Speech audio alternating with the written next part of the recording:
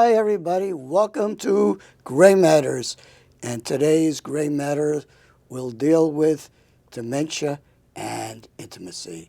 But first, my dear friend Andrea Holzner, Nice to meet you. who comes again all the and way again. from Portland, and myself are going to share with you a little Khalil Gibran to set the stage. Khalil Gibran, in his Sand and Foam, author of The Prophet, says, "Strange that you should pity the slow-footed and not the slow-minded, and the blind-eyed rather than the blind-hearted." So that should give us pause for thought. Andrea, share your quotation from Mr. Gibran.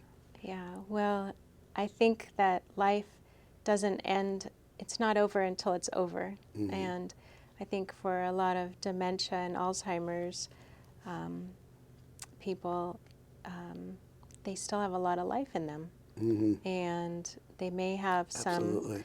some areas that might bring out a change in the way that they do things, but they still yearn, they still desire, and they still have a zest for life. Mm-hmm.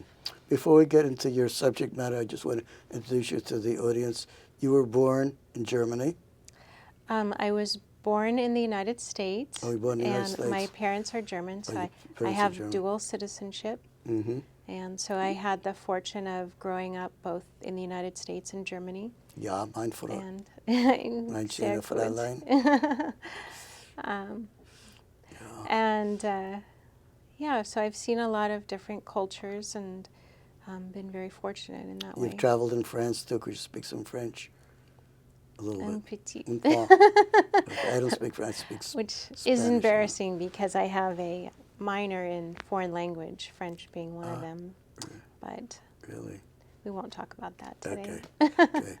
And so you grew up here in Oregon mainly, or where? Mostly in Oregon. Yeah, Yeah. I've been here since the 70s. Mm-hmm. And Why did you choose Portland? it was chosen for me, and I came out kicking and screaming, and I've grown to love it. Who pushed you into Portland? The mother always pushes, right? I don't know. I had to push your father, but Yeah, my mother was more mellow, so. yeah. No, I've been very well connected in Portland with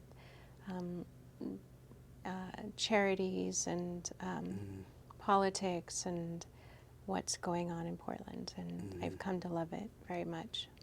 When you were in grade school or middle school, as they now call it, did you have any inkling of interest in things human relations-wise or psychology? Or what courses, what turned you on to this profession? I think I was born this way. Her diaper said, therapist to be. I think so. Yeah. I will tell you a cute story. Yeah. When I was a little girl, maybe younger than kindergarten, I had wanted to be a psychologist and a professor, and we had a wing in our house that was off limits to all the kids and all my sisters. And there was a guest bathroom we were not allowed in. And I'm sharing all my secrets now, and the show just started. But anyway, so I would sneak into this beautifully adorned guest room and stand on the counter and look into the void of the mirror and pretend that I was some great psychologist and philosopher and student of psychology, and it's never waned, so here I am. A dream come true. Yeah. Welcome. I'm very honored that you've chosen to come on this show and share with the people out there. Yeah. And who knows, we probably will invite you another time because you Thank you. have a lot of knowledge to disperse and all. So Thank you you. had this image, and then when did you seriously start to take courses to pursue were you a psychology major in bachelor's degree level? I was. I actually started in the late 70s, and took a very long hiatus, raised my daughter, and It's Alexandra? Renee, Oh, Renee, Alexandria, okay. and am a later student getting back to my passion. And but I've always been right on the pulse of what's happening in Portland. I do work for the Crisis Center in Portland, for Rosehaven Day Shelter, St. Vincent de Paul, Catholic Charities. I've pretty much done the canvas and tried to give in whatever way I could. And probably the first time I actually knew that my voice, even as soft-spoken as I am, could make a difference was, believe it or not, in 6th grade. I went briefly to Metropolitan Learning Center in Portland, and at that time there was a huge influx of Vietnamese coming in, and Portland was so gracious to host them and make this their home. And we noticed a lot of chaos and gangs and things happening on both American and Vietnamese students. And so I rallied and put together a program somehow on my own called the Buddy Program, and it was implemented in the school and recognized by our governor and mayor at that time. And yeah, it was very successful. And I realized that you don't have to say no, and there's always a solution. So Good, I'm glad the positive vibes are still continuing and they haven't been squelched. I think so. There's been some squelching that has been tried in my life, but But you bounced back. but no, Resilient. I think so. Yes. It's terrific. Yes. Tell us a little bit about what neuropsychology is and give a lay explanation so that Lay. people can understand the context from which you're working. Yeah, so in simple terms, a lot of the brain functioning that goes on behind the scenes, if there's any type of impairment or dysfunction in any way, it can affect behaviors, it can affect emotions, and really anything that is psychological in nature, among physical ailments as well. My focus has always been on Alzheimer's and dementia, which in neuropsychology, I'm focusing on the neuroscience of what's happening to the brain when it starts to deteriorate and how it's affecting a person's life. Their entire world is changing on a daily basis and sometimes hourly basis. So it's helping people to understand the transition, to understand the interconnectedness and the dynamics of what's happening with themselves, with their families and their loved ones, their community, and the changes that are occurring. So neuropsychology sort of marries both the psychological embodiment of it, the mental and emotional, with the physiological that's in the brain. So, And different people decline at different rates. Is that genetically determined, or are there a lot of other factors? there are some studies going on right now that's showing a conformity of a particular gene that goes back into lineage. And if it's with all dementia patients, we can't say. To have the privilege of having several generational family members have dementia at the same time is pretty rare. So the chances of being able to replicate that type of research is very slim. But I think that they're looking into it, and definitely billions being spent on the science and understanding what's happening with Alzheimer's. So, yeah. My own mother, by the way, Mm. had Alzheimer's, Mm. died of complications at the age of 89. And I think it set in more after a hit-and-run car accident in Queens, New York, when she was about 82, 83. And That's very sad. it is, but she also got some deafness and evolving deafness. And the hardest part for me as a son, as a human being, was that the tradition of calling her every Saturday faded because she couldn't really hear my voice when she was transported down to Atlanta to be with my sister, who cared for her in her waning years. So it was almost like premature death being cut off from her. I still feel that at times.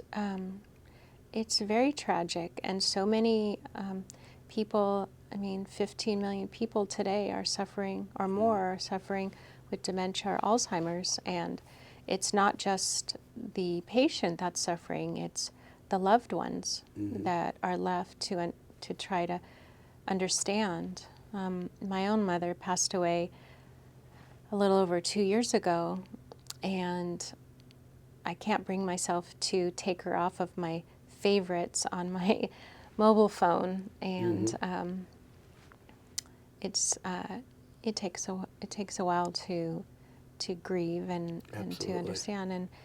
And for every Alzheimer's or dementia patient, they have their own unique set of criteria and symptoms, and so to put a blanket on Alzheimer's and say this is the way it's going to be and this is what's going to happen, it's very general, and it gives an idea, which brings me to my newest set of podcasts that we were talking about is intimacy and Alzheimer's, and specifically sexual intimacy and Alzheimer's, which has been going on quite a long time and not spoken of, in fact frowned upon, and quite often by the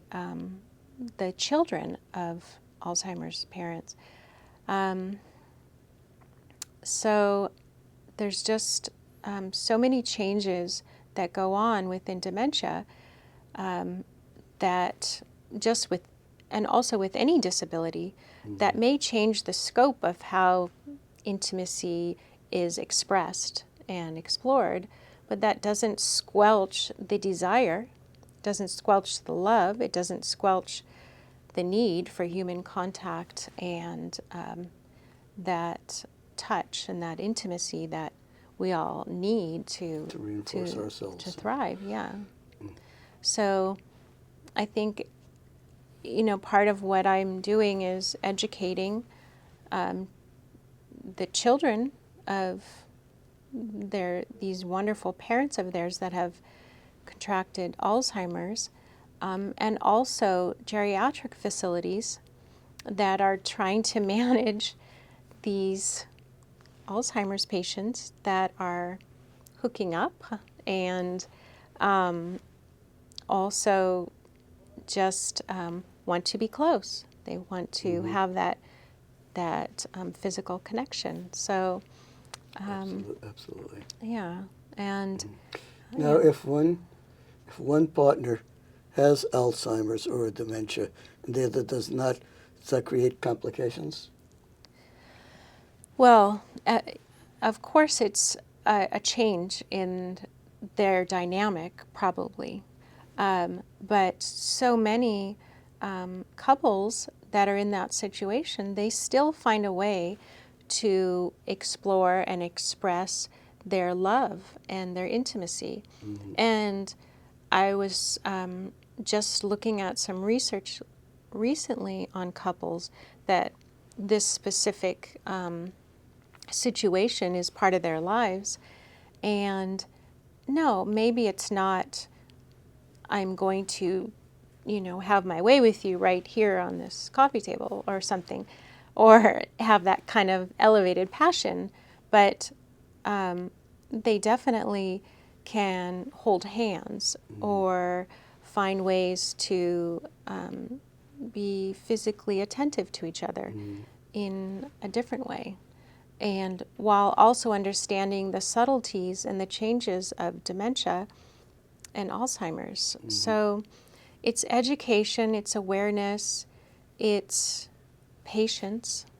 And so many couples are still incredibly in love with their partners, and they find a way of working around it. So It's interesting you mentioned this, Andrea.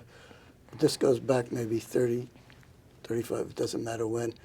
I shall not mention their first name, but I have an aunt, blood aunt, had, and a husband, and they were both in a nursing home at the same time, and they were no children, very passionately in love, and from what I was told, this is secondhand reporting, I wouldn't call it gossip, but secondhand reporting, they used to go into the closet, the linen closet, and do their intimacy and their sexuality there to preserve some privacy and all, and the nurses try to pry them loose because they didn't want to have that happening but they had their wanting the continuum of sexual expression, and you can't really deny it. It's a human right, essentially. So it's consulting adults. well, and that's an issue that's come up, and within the geriatric facilities is how do they manage this? They're trying also to keep the safety of their residents, and a lot of the residents no longer have their own power of attorney. Their children now have that, and then the children see that their parents are finding other residents that they are having intimate relations with or, and not even just that, but just that closeness in holding each other, and the children are very concerned, and then there's this separation of the residents for safety measures and a number of other reasons. So I think the facilities need to be educated on what's happening. I think there is a way around meeting the safety of the residents and also allowing them to have the dignity and the right to have an expression of being loving and intimate, or in whatever way it comes out. So I think that there's going to be some changes coming down, and it starts with understanding that just because you have Alzheimer's doesn't mean that your freedom or your rights as a human being should be restricted. Yeah. Yes, they should be kept safe, but within that confine, they should be allowed to have that freedom. So, Absolutely. yeah, so it'll Now, be interesting. If you were a nursing home, intermediate care, whatever, skilled nursing facilities, the old terminology, director or in charge of the residents, what would be your optimal policy? Well, I definitely think that there needs to be a higher standard and a higher level of educational requirements, not only for the facility owners, but for the caregivers themselves, which is something that I've been working on for many years to try and change with the state. And that is a 1-week course to get certified as a caregiver is not enough to care for somebody with Alzheimer's and dementia. What they're doing is they're treating it as fear-based with limited understanding of what's happening at the physical level, and learning about restraint and learning about foods and aspirating and things like that. but it's not about truly about geriatric or even younger Alzheimer's and the changes, and to be aware and to also have training on how to be how to have the total breadth of sensitivity. Thank you. No, And yeah, I mean, we're in the same wavelength, Yeah. Andrea. You have no way of knowing, but in 2004, I got my first guest opinion in our local Statesman Journal. It had to do about caregiver criteria, and I simply said, it's on a related subject, really, that just having a clearance that they have no police record is not adequate, that they need to have more than, I think, a half a day of training to do housekeeping. They need to get into the psychology of aging, the different variations, so as to not be captives of the stereotype of all old people are like this and that and all. I'm with you 100%, That's right, and yeah. I hope we can collaborate and get a more enlightened policy. I actually did have current Governor Kate Brown on my radio show, which I did before I did television, and I learned that this may be news to you.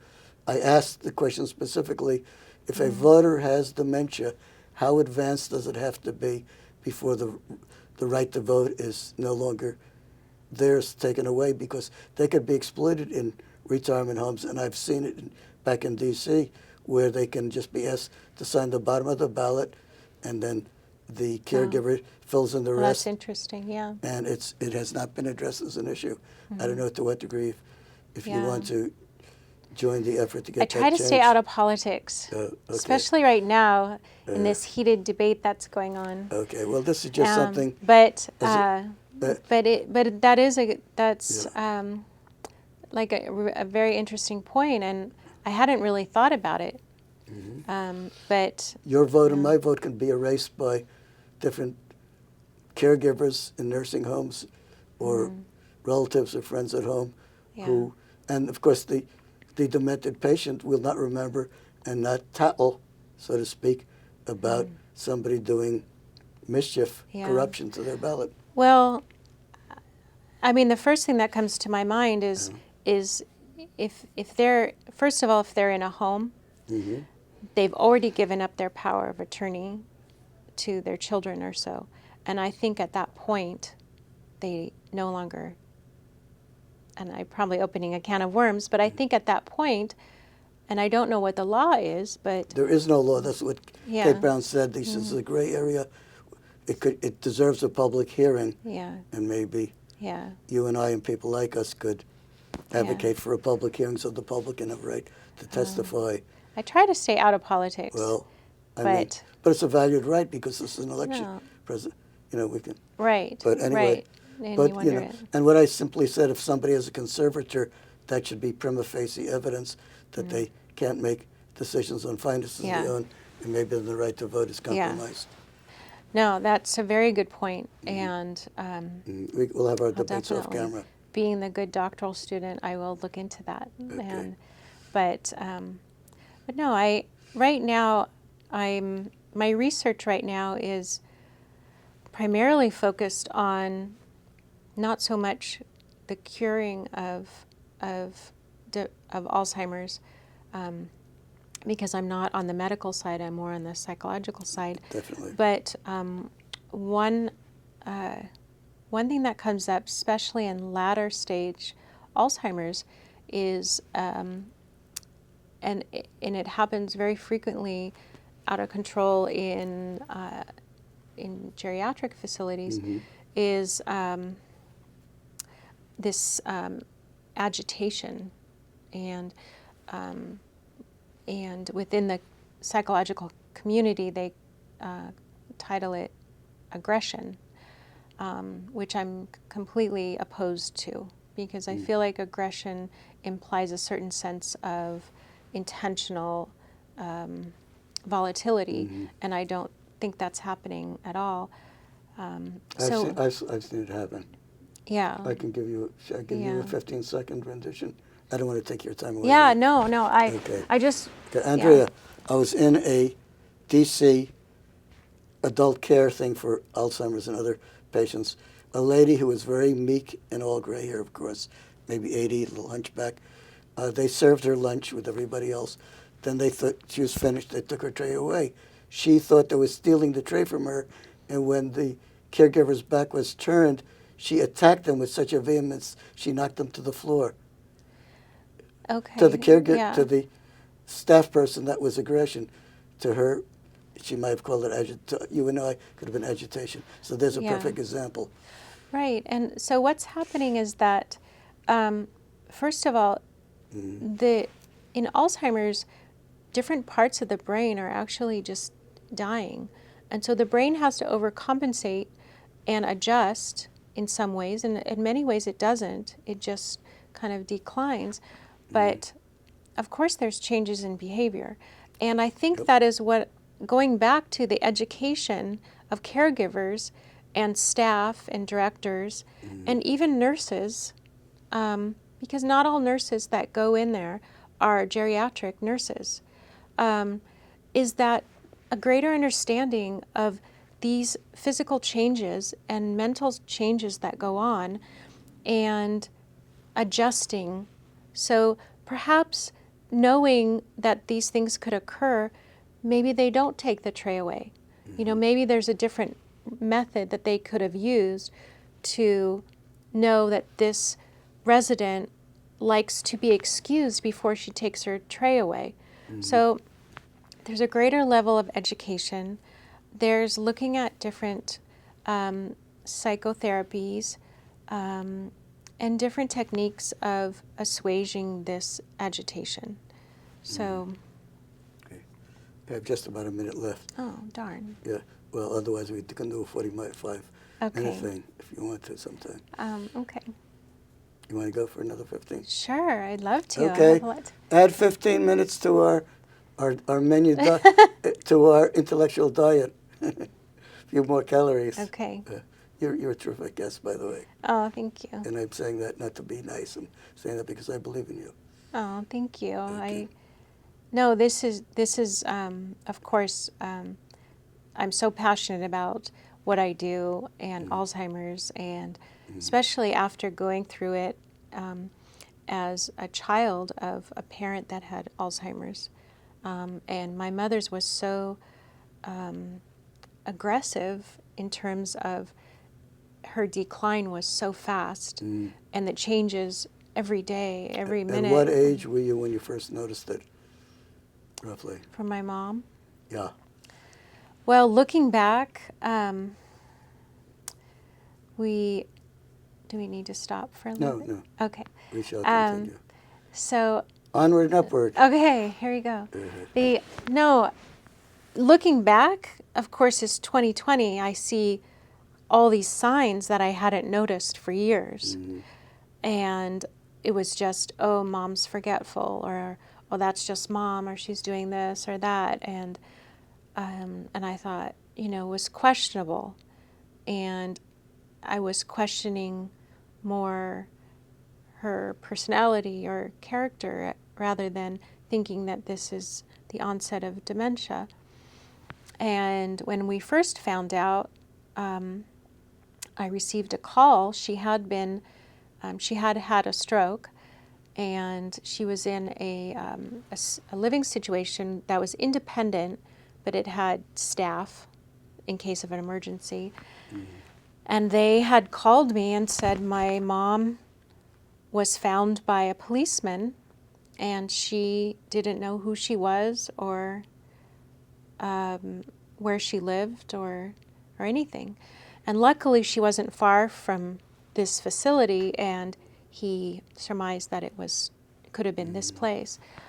And so when I got that call, I immediately rush into savior role, and I'm going to take care of my mom. And I took her to the ER and had every test done, and it was actually pretty shocking to me. I just didn't realize the extent of it. And from that point, she came home from the hospital and pretty much came in to live with me, and I took care of her until it got to the point where I needed help myself to care for her, and she went into a memory facility.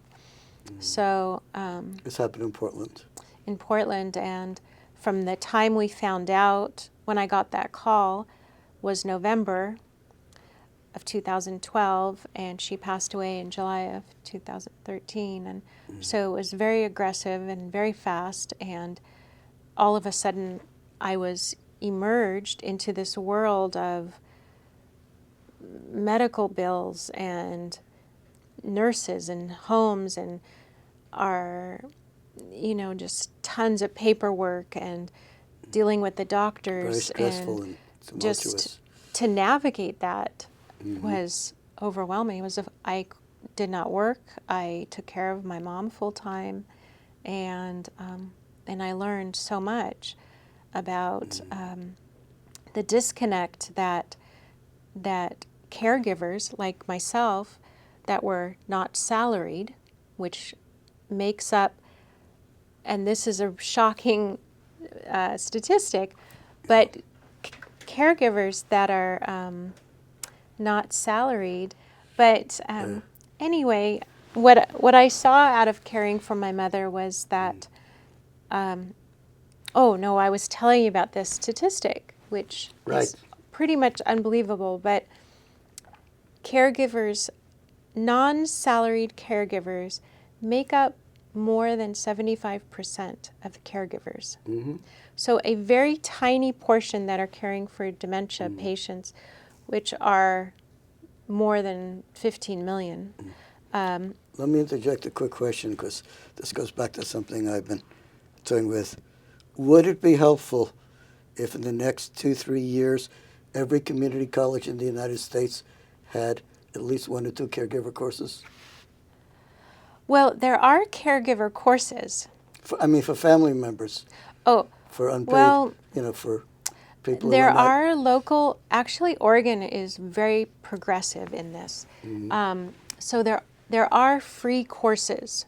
There are free seminars, and the Alzheimer's Association, alzheimers.org, has a national and then local chapters in each state.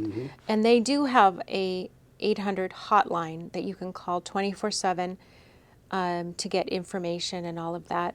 I've used them once. And I'm going to talk to you about that in 1 minute. But what I would like to see done, and what I've been working on for years, is that the state requires at least an associate's degree to care in care facilities. And I'm sure a ton of geriatric facility owners are probably just screaming at the TV screen right now. But I think it helps in a number of ways. It helps not only to raise the educational level in caring for Alzheimer's and dementia residents, and this is a very severe, debilitating disease that's happening. It requires a higher level of care and a higher level of education, period. And our parents, and if I contracted Alzheimer's, I would expect that level of care. And it would also eventually force the state to raise the wages for these caregivers so that there's not a higher turnover, and there would be better cost efficiencies. There would be less trips to the emergency room, and overall it would just be complete better care and process within the geriatric facilities. And even without. So Oregon is doing great work in courses and all of that. Reassuring to hear that. But, I'm sorry? Reassuring to get Yes, that message. It is. And one of the things,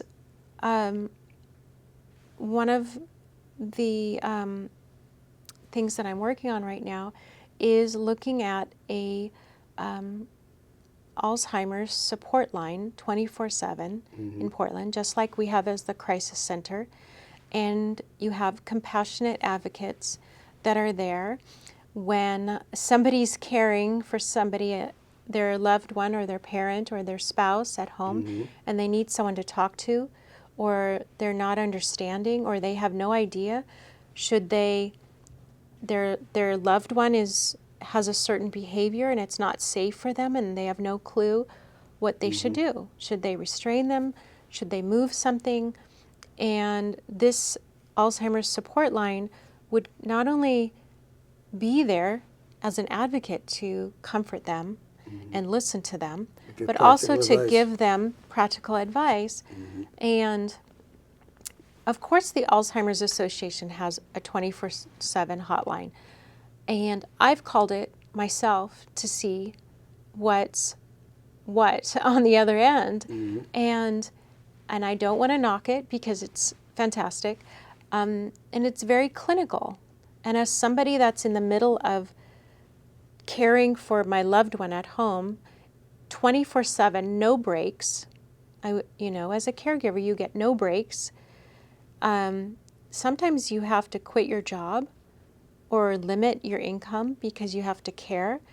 There's not a downtime. These caregivers at home, Conflict situation. yeah, they don't have the time to go take a course.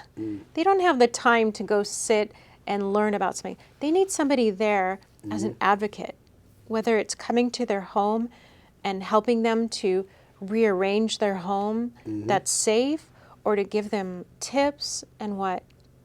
In hospice care, end-of-life situations, you have a hospice advocate that comes in and does exactly that. But there's nothing right now for Alzheimer's. And I think it's That's very a sad needed. commentary. It's very needed. Let me bring up something then that I'm importing from Queens, New York, where I grew up, but that doesn't make it sacrosanct. It concerns homebound people, and many Alzheimer's people are essentially homebound anyway. We used the medium of conference calling back in the 1980s for people who were formerly active and well attendants of the senior center. They became Meals on Wheels, homebound, shut-in type people. And we got the speaker who spoke at the senior center to do a follow-up doubleheader and speak to a group of prearranged 6 or 7 shut-ins on the given topic they talked about and have a personalized discussion. I remember Rosie, my original client, back in 1975, last name expunged from the record, say, Mr. Coyne, it was like I closed my eyes and all these people were in my living room with me. Beautiful testimony. And it gave her a sense of reconnecting community. And I wondered, but the Alzheimer's people, by and large, may not be able to do it, but a caregiver's conference call every so often could form a support group from people who can't get out of the home. And if you and some of your colleagues want to see that materialize, I'll be happy to share what I have to make it into a reality. Yeah, I think it's great. The caregivers of Oregon, you can do in your house, you can take classes online, like on your computer, or call in. And the Alzheimer's of Oregon and nationwide, Alzheimer's Association, they offer classes. And of course, there's an overwhelming amount of information going out there on Alzheimer's. And some of it is from the stories, heart-wrenching stories that are out there, and some of it is so clinical, and it's how do you decipher it all? As a caregiver, how do you know where to look and where it is? And part of what I'm doing on my website is trying to have a cohesive resource locally so that everything is nearby. And also that they have an advocate that's there that they can call, that can support them, and not only to talk to and for advice or ideas or education, but somebody that understands the system and the whole process and what's coming next. So, Are you aware of the Senior Peer Program, Senior Peer Mentor Program? Northwest Yes. Senior and Disability Services, our local agency, has it. I don't think it extends into Multnomah. They have a different one on Cherry Flower Avenue, whatever it's called, Cherry Blossom, if I remember. Basically, and my former wife, who has early dementia, lives in Portland now, she was a consumer of that. They assign a person based on your interests. They come into your house an hour, once a week, and they have a conversation on particular goals the person has set for themselves. They're usually self-esteem enhancing conversations and little homework and exercises and stuff like that. But it seems to me such a program could be, I wouldn't call it revamp, but a sequel program for caregivers to come and visit people in their homes and help them with training, work through some of their issues. Definitely, It yes. could be almost like a caregiver mentor program. I'm just making a name up off my slit, off the cuff, whatever the Yes. crazy Off cliche the cuff. is. Whether Yeah. you could come up with a I don't know. more inventive cliche, but you know what I'm saying. It'll be an additional support system and all. I think that's home wonderful. visitation Yeah. and all. And I see an opportunity for you and people like you to collaborate. I'm in my early 70s now. I feel I still have a lot of life left in me. I think I would say so. Yeah, I'm not Yeah. the typical. Yeah. They tease me being the energizer bunny of my generation and all. So, and I think that's great. with, having inspirational people like yourself and others whom I know in the community keep me alive and awake and not quite down the proverbial drain quite yet. So, Well, I think all this work that I'm doing maybe, is in preparation for a time when I may need that type of care someday, and I want to know that people that are caring for me are okay. doing Now, all the that other they thing can. I'd like to do, and I don't know to what degree Alzheimer's is appropriate because so many different variations. One of the, as you know, I'm a gerontologist from 1975 on, and I've dealt with people in oral history projects. To what degree some people who have early or middle Alzheimer's could be engaged, is the word, to go through the photo album and come up with captions of each individual picture, what it means to them while they're still coherent enough to recognize before they pass into that twilight zone of loss of connectiveness. But it might be an enhancing mechanism, Well, I that think, kind of thing. I mean, for every person that is suffering with Alzheimer's, it's so unique. Some people are so extensive in labeling and writing things down and documenting while they can. And other times, like for my mother, it happened so rapidly. And not only that, it happened so rapidly that, she didn't know who I was. She didn't know where she was. And, she was feeding her cat 10 times a day. It's disconcerting. And there's so many issues and variables, especially with people that have onset of dementia that are living alone, and understanding and monitoring, like to the severity of it. And I think the first thing I think of is their prescriptions. What if they're remembering to take them, if they're taking them, triple the dose, or things, or not taking them. It's slow motion poison. So there's just so many variables and issues that You're right. need to be addressed. You're So, right, yeah. yeah. So where do we begin? Well, The next president of the yeah. United States has appointed you as the, not Solicitor General, but the Alzheimer's guru in the sub-cabinet. Yeah. I'm just making... Well, I really love Washington, D.C., I'm so just- I wouldn't mind. But I'm just making, and I have a dear friend there who works for the National Institute of Health, whose name is Ela Roy, and I'd be happy to introduce you yeah, and I have think, I mean, it's one step at a time. a... Mhm. And there's so many voices out there that are saying, this is an issue and something needs to be done, and we're making change. I mean, I'm not the only one. There's so many beautiful, wonderful people that I connect with, you know, on the internet. The end of the month, I'm speaking at a conference in Chicago for my research, and I'm very excited because there's scientists coming in from India and in the UK and all over talking about Alzheimer's and new research that's being done, and so I it's really it's just a passion for so many people. And I hope you're going to be a powerful voice in your generation, which is not that far behind my generation. No. Yes, I think I'm still a baby boomer. I'm on that edge, the cusp. But before we go, I'm going to share this with you. Many years ago, maybe 15 years ago, I wrote an article, which I still have if I give you a copy. It was not a fantasy, it's a predicting article.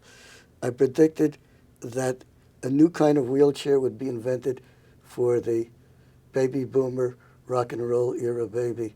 And what it would have is a special kind of earphones attached to the top of the wheelchair and a calibrated seat so that you could rumble your behind in tune to the rock and roll music with the Frug, the monkey, and the hitchhopper and all those ancient things that was still invested in the not yet fully demented memory of the senior citizen in the wheelchair, and they would get their jollies by calibrating the seat and the well, music is such a huge part of healing. Yes. And they've found such great success in music therapy with Alzheimer's that I think you're onto something. So do you have any musical therapy friends, therapists that you know of personally? Because if not, I'd like to at some future time. I love you, but if you want these shows to play sometime in the next week, we've got to wrap up. Okay. Otherwise, I will have 0 hours, minutes, Okay. and seconds to edit all 5 of these shows. Okay. Okay. Well, in the future, All right. we will collaborate Thank you more. so much. You are very special. Oh, thank you. Likewise. Okay, good.